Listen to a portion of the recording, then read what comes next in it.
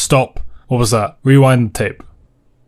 A game about digging a hole. What could that be? Why? Who? How? Where? So many questions. And finally, we have the answers. Prepare to be shown a side of a game about digging a hole that you didn't know existed. Picture the scene. A nondescript neighbour, a DeWalt drilling tool. A courier delivers packages on time. A spacious back garden, and no job. Every man's had that thought. What if I were to dig a hole? First, we have to know what a hole is. We have to understand holes. Oxford English Dictionary describes a hole as, "Thank you for visiting Oxford English Dictionary. To continue reading, please sign in below or purchase a subscription."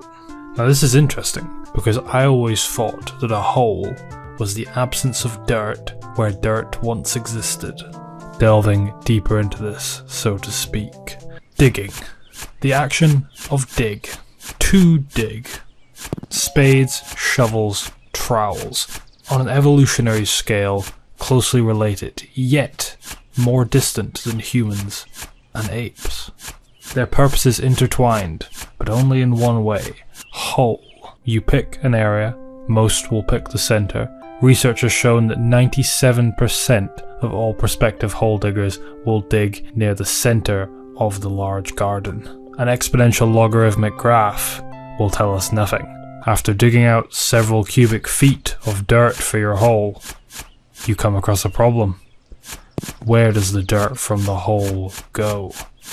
Surely you must collect it for a compost heap, or a landfill, or to fill in another suspicious hole in another garden. However, this is where the first plot hole in a game about digging a hole arises. The dirt goes nowhere. The dirt no longer exists. What happens to dirt? Dirt was invented in the year 400 BC, when people got bored of rock. Before rock, it was sand, before sand, water, and before water, dirt. Plot hole number 2. A game about digging a hole has no night time. It is only ever day. Is this purely because the game is not long enough to have a night time and runs on a realistic day-night cycle? In order to conduct this research, the researchers would have to stay up past their bedtime. Results may never be found. Plot hole number 3. The purpose of digging a hole is treasure, is it not? No. The purpose of digging a hole is catharsis. It is the joy of creation. And yet, our protagonist desires treasure. Just under the surface. Coal, iron, silver, platinum. And yet they desire treasure. What treasure, I ask, could be more valuable than silver, gold, iron? There is only one: plutonium. Now why would a somewhat wealthy person in a nice suburb in a nondescript, possibly American country want plutonium? Plutonium is an essential product in the nuclear industry.